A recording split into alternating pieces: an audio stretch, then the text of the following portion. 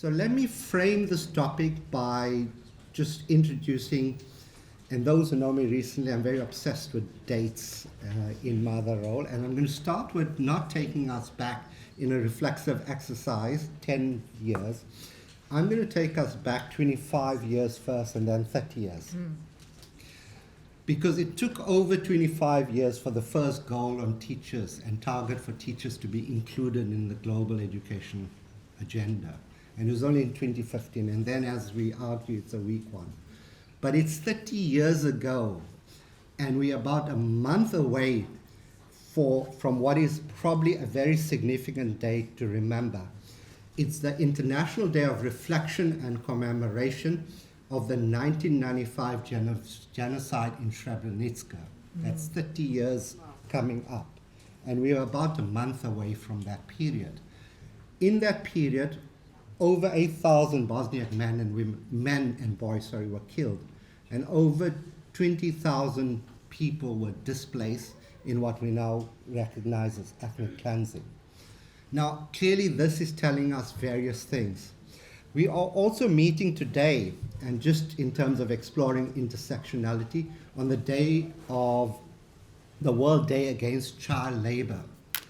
And those who are laboring as children are not only out of school, but they're most marginalized and underrepresented groups. In other words, they are girls and women, but women and girls of underrepresented, marginalized constituencies, for example, the Dalits in India. We're also going to see on Monday after today what is called the International Day of the African Child, June 16th. Those who are South Africans in the room or know about South will recognize it was a day when 500 school children were killed by the then settler colonial apartheid state for protesting against the imposition of Afrikaans as a compulsory language that every child had to learn. I think these things are telling, and then lastly, on this panel should have been two panelists who were refused a visa. And it's deeply ironic that they refused or didn't get the visa in time when the colonizers were not invited to take over the world, nor did they come with a visa in the world.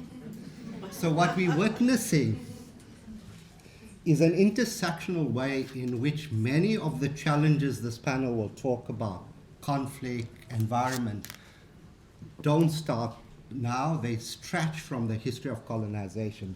The argument about cutting aid is one part of it, but in fact, the bigger discussion is whether the colonial states owe the colonizers reparations. And in fact, my simple argument is not about increasing aid, but simply giving the money back in the form of a sovereign fund to the colonized peoples of the world. So that sets up the debate. And so our panelists today will talk about these issues. They will seek to animate a decolonial approach to global education policy and development, which raises critical questions about who is the international organizations we're talking about, what kind of knowledge they produce, who produces it, and how young people and children in the global south disproportionately bear the brunt of the global challenges which they have not been responsible for, whether that's about conflict, whether that's about environment. And teachers are important in this, and just two words about teachers, because what we know historically about teachers, and this is a shout out against the Global Education Advisory Panel's best buys, teachers are simply not technicists. They are and should be reflexive agents and professionals, not simply imposing structured pedagogy and teaching at the right level. They should be teaching about the things this panel is going to talk about empathy, about mediating, understanding conflict, and addressing the root causes. The history teacher should be talking about the history of how climate and colonization intersects in the classroom, for example. The maths teacher and the economics teacher should be talking. Teachers also are not simply super beings, in contradiction to the earlier panels, because they're also perpetrators of violence. During moments of genocide, during apartheid, It was teachers who were responsible for some of the identification of the other side and who were responsible for teaching a curriculum which marginalized and disadvantages and oppresses populations. But they're also victims. They are killed, and I think our panelists. So with that introductory remark, I'm simply going to allow our panelists, because we've spoken about all of it, to talk for 5 to 7 minutes or longer, and then I'll open it up for questions and come back to the panels. I have questions, but I want us to engage productively in some of these big questions about what Tuck and Yang reminds us, decolonization is not simply a metaphor. It's about a practice and how we think practically about how we implement an intersectional and interrelational decolonial approach to the two problems this panel faces, two of many, conflict and global justice in the environment. Thank you. Over to Julia. Okay, sound check. Thank you so much, Yusuf, and thank you also to the Real Center for inviting me to participate in this fantastic conference, and particularly in marking your 10 years of success. And like others, I and my colleagues at UNRWA wish you all well for another 10, 20, 30, 40 years, however many years it takes for us to get it right in the education sector. UNRWA is known for being a unique UN agency because we are the only UN agency that provides direct service provision to a population, in this case to Palestine refugees, living in 5 fields of operation in the Middle East: Jordan, Syria, Lebanon, the West Bank, including East Jerusalem, and Gaza. Over the last 75 years plus now, our mission has been simple but profound: to support Palestine refugees to reach their full human potential, even under the most difficult circumstances. To achieve this, UNRWA implements one of the largest and one of the few fully accredited refugee education programs in the world. In 2023 alone, we served 540,000 students through 711 schools, 8 vocational training centers, and 2 pre-service educational colleges. Since our inception, more than 2.8 million students have graduated from our classrooms, ultimately becoming doctors, teachers, engineers, professors, accountants, nurses, whatever you have in your mind. We have produced students who have gone on to do that. Yet UNRWA is still one of the most challenging agencies on the international stage, in that it is not known for any of the things I've just mentioned. It's known, and particularly in the last 20 months, it's become known with and associated with a number of issues which have resulted in our almost defunding. And today, as a result of that, the right to education for Palestine refugees and their right to a livable environment are both under threat and increasingly intertwined. I want to acknowledge that we're speaking today, or I'm speaking today, and we're meeting today at a time of compounded crises, not just for Palestine refugees, but for the world. Climate change, war, displacement, the threat of more war, and fragility are cornerstones of what I deal with on a daily basis at UNRWA. Just about the time I joined UNRWA in May 2023, the agency was adopting a greening strategy, a strategy largely focused on our facilities, construction, infrastructure work, including our schools, our vocational training centers, and solid waste management in Palestine refugee camps, and doing it better, doing it greener. But since October 2023, just 5 months after I joined UNRWA, we have had other issues on our mind than the greening strategy. Nonetheless, in March 2024, we launched an environmental sustainability policy which articulates our agency's commitment to environmental sustainability while providing the framework and overarching principles to guide the mainstreaming of environmental sustainability considerations into all UNRWA interventions, including education. Yet across our 5 fields of operation, Palestine refugees are among the most climate vulnerable populations in the Middle East region. They live in dense urban camps, many with poor water access, fragile sanitation systems, limited infrastructure resilience, no recycling at all. Climate change disproportionately affects refugee communities and disrupts our children's learning and health. And nowhere is this more urgent than Gaza. Since October 2023, the relentless conflict has created an environmental catastrophe.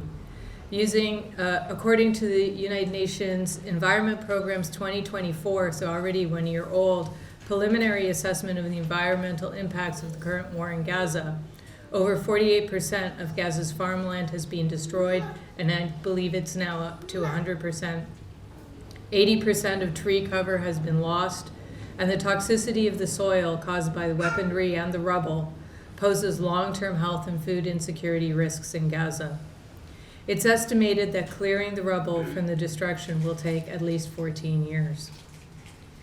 This destruction directly affects our students. Prior to October 2023, we had 183 school buildings and 2 vocational centers in Gaza. We were serving 300,000 learners, actually over 300,000 learners, and this was half of the population, school-age population in Gaza. Their schools have been completely damaged or destroyed and or are functioning as overcrowded shelters, which are also damaged by the war around them.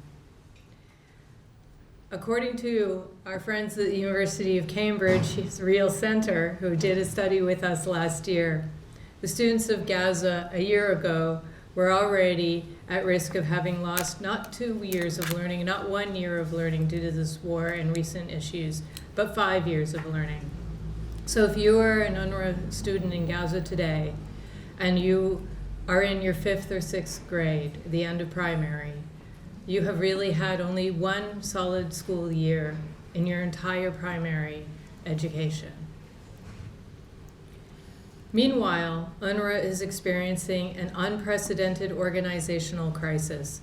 We're facing severe financial and political pressures, and while we are used to both of these, as we all often say, those of us who work at UNRWA, it is now a time of unprecedented financial pressure, not only with the loss of U.S. funding, which for us happened more than a year ago, but seeing global decreases in funding by other donors is also setting us up for a very difficult financial future.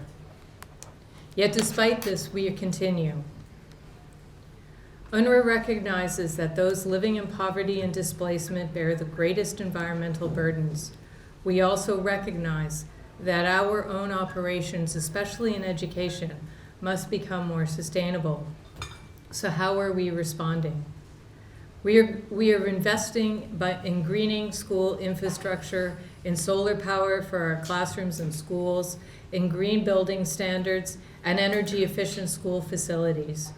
These projects reduce our carbon footprint, improve indoor air quality, and make learning environments more climate resilient. Our solar installations now power dozens of schools, cutting emissions and fuel costs, benefiting both the planet and Palestine refugee communities. Education is itself a key adaptation solution.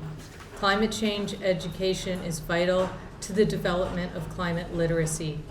Across all 5 fields, our students are learning about climate change resilience through supplementary lessons and student-led initiatives, and some of these include rooftop vegetable gardens made from reused materials, such as in our main girls' school in Ramallah, tree planting campaigns, waste recycling programs supported by the EU and our local communities, student parliaments promoting environmental action, sustainability pledges, and climate education days. These activities promote awareness, creativity, and civic responsibility, essential for building a generation of climate literate citizens. Education also helps to build a breadth of green skills to fuel a just transition to green jobs for adaptation and resilience across the Middle East region. Through our TVET program, we focus on teaching of green skills relating to solar power systems installation and maintenance, electric vehicle maintenance, and in Gaza, our TVET Center's solar training program was already empowering young women to lead into a traditionally male-dominated sector. One female graduate of our TVET program in Gaza was even featured as a success story in COP27, sorry to COP30. Yet more or less, the agency's financial and political crisis does not afford us the time we need to focus on these issues systematically, nor can we invest in more and better efforts to ensure that we are getting our students up to creatively solve whatever climate issues they will face as adults. Academics and human rights defenders, notably the Office of the High Commissioner of Human Rights Special Rapporteurs, have coined the phrase scholasticide to describe what is happening to education in Gaza. In rebuilding education in Gaza, if not in the West Bank and across the region, we will need to be creative, not only in how we transition our students back to formal education, but in what we teach.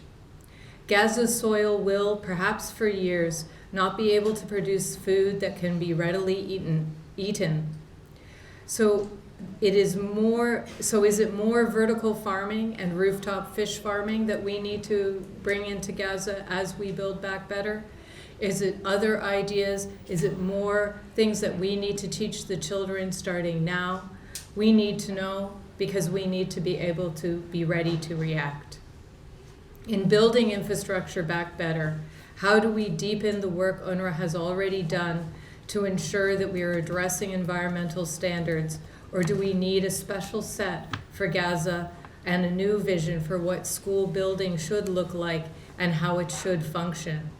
And how can we do this when the agency is facing its largest financial crisis of its existence? So how can UNRWA ensure that we're being more systematic in our efforts to build back better when the time is right, because now is not the time, and ensure the full integration of climate change resilience across our 5 fields of operation? We need 3 things. We need a just, sustainable peace in the form of a ceasefire, and not just in Gaza, but in the whole region. We need your strong advocacy to help us achieve this.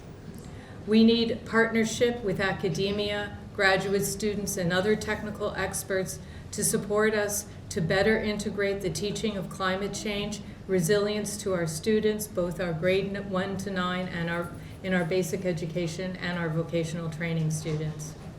And specifically for Gaza, we need significant sustained funding and budgeting for climate resilience so that we can make climate responsiveness a key part of our response plan. Thank you so much for your time today.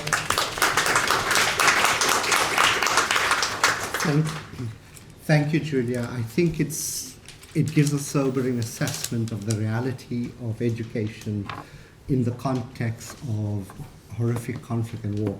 And I think one of the things to mention about Srebrenica, it occurred while an international humanitarian aid force was in operation, which is a good segue into my colleague Maha talking more critically about the humanitarian aid sector. Thank you, Yusuf. Is the voice okay? Sounds okay. So today we've spoken extensively about education and aid. I'm going to challenge the very paradigm that underpins this discussion, and I want us to think, are we really campaigning for the right thing? Or are we clinging to a failing industry because we've invested so much in it, we're familiar with it, we're benefiting from it, or we lack imagination of something else? I want to invoke a powerful metaphor by my colleague Mario Novelli, who gives an example of his work in Colombia when the same funding agency who was funding their work was also funding the weapons. So he says, are we content with being paid to merely collect the dead bodies, while the same funder of aid is paying for the carnage to continue? Or should we be using this moment of collapse to demand something radically different? Obviously, all of us want some change, and all of us are unhappy with what's happening now. And all of us, particularly I think when Gaza started, the genocide unfolded, we were all troubled by the fact, and if you're a humanitarian worker, you can't even speak, right? Because neutrality, impartiality, apoliticalness makes you not speak. But as an academic, you're protected by academic freedom, but still you don't speak. So, and I think that's even the more troubling. But I hope that this is why it's a safe space for us to at least prompt some of these questions. So over the past 25 years, we have witnessed a huge expansion of, I call it a humanitarian education. The editor of any journal article that I send says, no, there's nothing called a humanitarian education. I insist it's called a humanitarian education because it states clearly that it happens under the humanitarian umbrella and it is governed by the same principle of humanitarianism. And we as academics for the past 25 years in general gave it a lot of validity and credibility. We have served as consultants for this sector and we have benefited from it.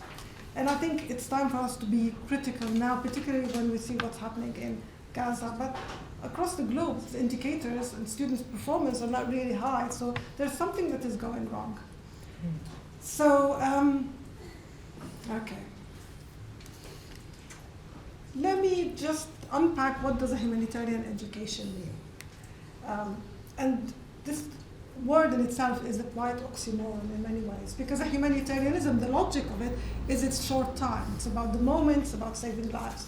Completely the opposite of what education is directly about in terms of it's long term, it's transformational, it's not about distributing of access in order to report higher numbers and then get more aid. It's about equity of outcomes. For us, it doesn't matter that children enter schooling. It matters for us that they finish and they have equal outcomes across their different backgrounds. Humanitarian education is rooted in charity and saviorism, while real education is rooted in liberation. And in my view, it's a project that is governed by very narrow outcomes of measurement. And if we look at UNHCR reports, it's always about enrollment rates increased from 30 to 70. I will question these numbers later. But since I'm sitting here with Julia from UNRWA, I think it's actually an excellent example to see how we regressed from UNRWA to what we have now. Although many people might criticize UNRWA for other things, like some people might say it's as bureaucratic as a public sector, but that actually says something about it, that we can't say about UNHCR or any other humanitarian agencies. So if we look at enrollment rate amongst Palestinians where UNRWA exists, and completion rates, we see children continuing their education. Yes, there are some dropout rates, but can you hear me well? Okay. Dropout rates, but if you look at least in Lebanon, there aren't huge differences compared even between Lebanese and Palestinians. If you look at enrollment rate across other refugee population, it's at least 60% less. UNRWA, although it is governed by international workers, the body of the workers who work at UNRWA are Palestinians. And if you look across the history, and Mazna Kato has really documented very interesting work about the history of UNRWA, how when UNRWA started and they wanted to do vocational education for females, the parents protested because they didn't want their children, their daughters to be tailors or nurses. They wanted them to be doctors, etc., etc. And this is where I feel we don't hear UNRWA talking about localization, but we hear all humanitarian sector talking about localization. The metaphor I use for localization, it's similar to Sykes-Picot. You know, the plans are done somewhere else, and it's up for us in the global south to implement the plan. It's anything but really giving agency to the people who are those who are concerned. Okay, so I want to talk about what is wrong with the humanitarian system. one of the issues, I think, with the humanitarian agencies as well is this marriage that happens between business and humanitarianism. And probably the fact that we have business schools around universities hasn't helped much, because both the humanitarian agencies as well as us as universities are suffering a lot from this business model and this neoliberalization, both of higher education but also of how humanitarianism works. It has reduced accountability to tick the box of number of beneficiaries. It's about the success of projects rather than accountability to the communities that we work with. And if you challenge any of this, they will tell you it's UK taxpayers' money, so you can't question what we're doing. But they never question of the harm, although they talk about doing no harm, that they have done to the communities. We did a study in Lebanon, Palestine, and Jordan about civil society in the sector of education in the past 30 years. And the question we asked these organizations were, what's their theory of change and how do they engage with reform of the educational sector? The vast majority, I would say, particularly, I would say what was interesting is Lebanon, because there's a margin of democracy, most of them have shifted to service providers for big INGOs. So they're no longer interested in change. What they do is they implement what the INGOs do. And INGOs have shifted also from big programs into project-based plans where if you are an officer, basically that's your priority is to deliver the outcomes. So the notion of accountability in the humanitarian system needs to be questioned significantly. And I want to give you, for the past 14 years, I've been working on the education of Syrian refugees in Lebanon. And that's a very good example of how the humanitarian system works. How am I doing for time? Okay. So if you look at the Lebanese education system, it's presented in the Global Refugee Forum and the panel on education. It was presented as the model to be followed and replicated around the world as a success story. Why? Because Syrian refugee children were finally integrated in the public educational system of Lebanon. Okay? If you look at 14 years later down the line, the cost of this was at least $2 billion. The enrollment rate is less than 30%. Completion rate for those 30% is less than 4% reach grade 9 children. So the vast majority don't even access a schooling, and those who access schooling generally drop out. And that's what I think, what is really the mission of humanitarian education? Is it literacy only? Is it a PR? Is it lifting the guilt? I think we really have to ask these difficult questions. And not only that the Syrian children suffered, we looked at how this aid system has affected the governance of the Ministry of Education. And next week we will be having a conference on this topic, and you will hear from the Lebanese Minister of Education, where the governance of the system has been completely eroded. Because if you look at the political economy of humanitarian and aid, first of all, you have competing donors, okay? They all don't agree amongst each other. They all have their projects, and they all will be assessed on their projects. So what matters to them is develop a relationship with the civil servants who will help them deliver their projects. The whole structure of the ministry gets eroded because you have a few civil servants who are your front stage bureaucracy, get you to do what you want to do. But then if we look at enrollment rate amongst Lebanese children now and completion rate, it has deteriorated significantly. So this is where I feel it's time to really ask these difficult questions. And I'm going to use very quickly Michael's Borroway, who was here 6 months ago, and unfortunately he passed away. He, in his opening speech at the ISA conference in Yokohama, he talks about the 3 Ps: the Pope, politics, and power. Now, I'm not going to talk about the Pope, but I will talk about power and politics. Okay, so we, and I want to talk about academics to bring it back to us. We have power, and our work is naturally political. Even if we choose to be apolitical, we are being political in this. And I think what Bashkar said in the morning, it's really critical. What is the role of universities? What is the role of academia? I think so far we have validated the Saver's model of education. It's time for us to really question this role. So where do we go from now? I know I've used all my time. I just want to, I don't think liberalism or liberal values is going to help us get out of this. I think we need something a bit more radical than this, and it has to be a political project, particularly for us as academics. And it's not the global south against the global north or vice versa. I think it's time for us to, we're in the same boat, and if we go back to climate injustice, we're in the same boat. So I will stop here. Thank you very much. Thank you, Maha. I think from the focus on humanitarian aid, we move to Steve, who will talk about COP30, environment, climate, and how the issues that are coming at the macro level. I hope I've summed it up accurately as I can. So thank you very much for the opportunity to speak today. It's always interesting coming at the end of a panel because hopefully it should help me pitch my contribution. But what I'm struck by is that I come from a slightly different world. I'm not an educationalist, I'm part of what I see as the climate movement. And that means I have a slightly different perspective, but it also means this feels like a real learning experience for me. So just to thank you for that before I start. Climate change is a wicked problem, by which I mean it has multiple causes, it has multiple impacts, it's complicated, it's a systems issue, and it's very hard to address in any particular single way. It is also unequal, which I think is very important here. It's unequal in terms of its impact, which has been mentioned already, but it also accentuates inequality, because ultimately it means that there is going to be greater competition for fewer resources. And this, of course, leads to conflict, which in turn makes it harder to respond to climate change.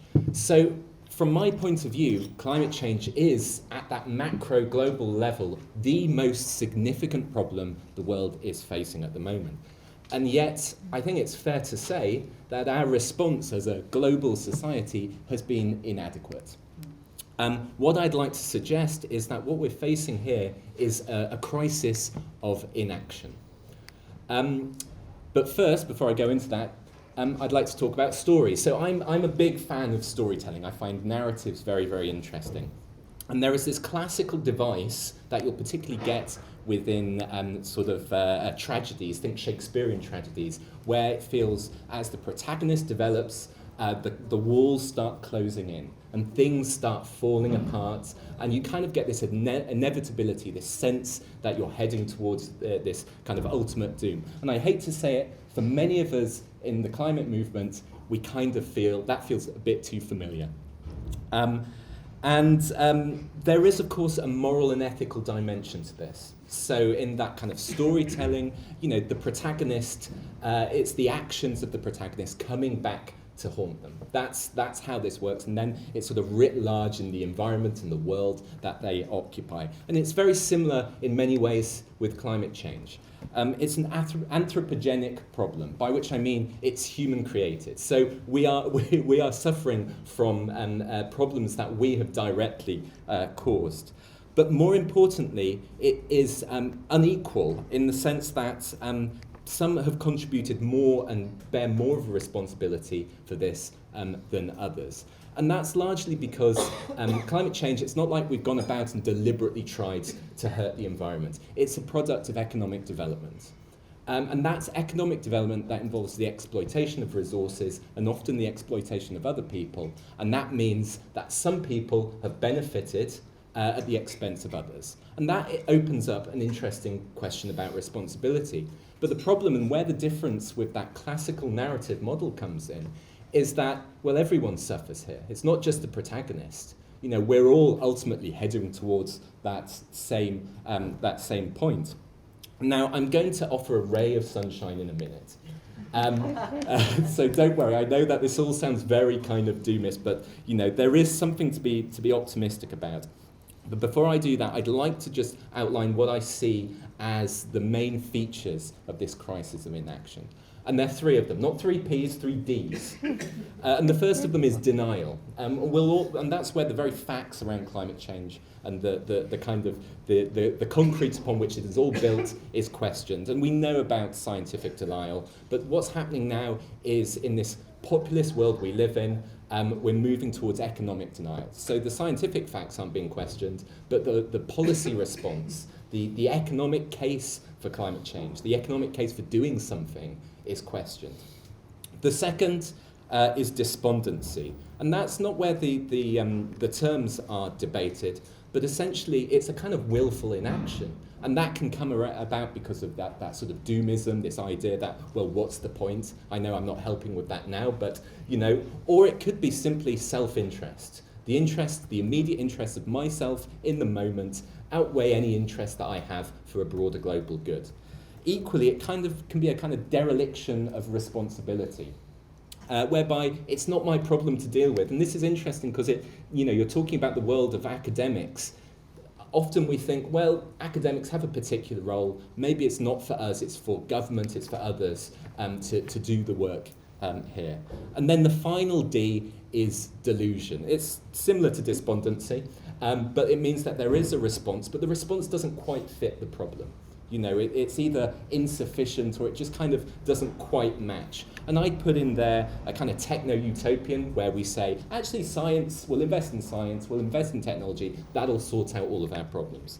Or alternatively, what a colleague of mine calls hero projects, which are those very kind of small scale, very worthy things which have a high signalling value but don't really have a massive impact. And that's not a kind of knowing greenwash, although there is often a greenwash element to this, but it's just a kind of mismatch amongst the scale compared to the action. So, the ray of sunlight, and then I will finish. What do we do? Well, I think this is where education comes in. And I admit I'm not an educationalist, but it feels to me that what education does is it helps us look beyond those kind of shadows that are reflected on the cave wall. It allows us to understand complexity, the difference in point of view, which is hugely important when you're looking at a complex issue like climate change. It's about taking responsibility, and I don't mean the responsibility of, it's your fault or it's your fault. I mean just the general responsibility of being part of society. So it's kind of like a civic development aspect. And of course it helps us navigate misinformation. Now, I realise I haven't talked much about COP30. We can pick that up in the questions. But my conclusion, unfortunately, is that at that level of international negotiation, the focus on education is just not there. That's that there are mechanisms that exist, but they're underfunded, and they tend to be a sort of junior aspect compared to some of the other negotiation streams. And that might be because education is seen as an indirect impact when it comes to climate change. It's not directly taking CO2 out the atmosphere or reducing emissions. But I think that's kind of failing to understand the point, because to some extent it's about how you see the problem or what you see the problem as. And at the moment, that global discussion, that global discourse, it's a conversation between governments, it's a conversation about finance, it has targets, it's very kind of technocratic, it has a market orthodoxy. What it's not doing is looking at, it's looking at what the problem is with climate change, but it's not looking at what's the issue with people. Why aren't we acting? And I think that's where the attention needs to be. Thank you.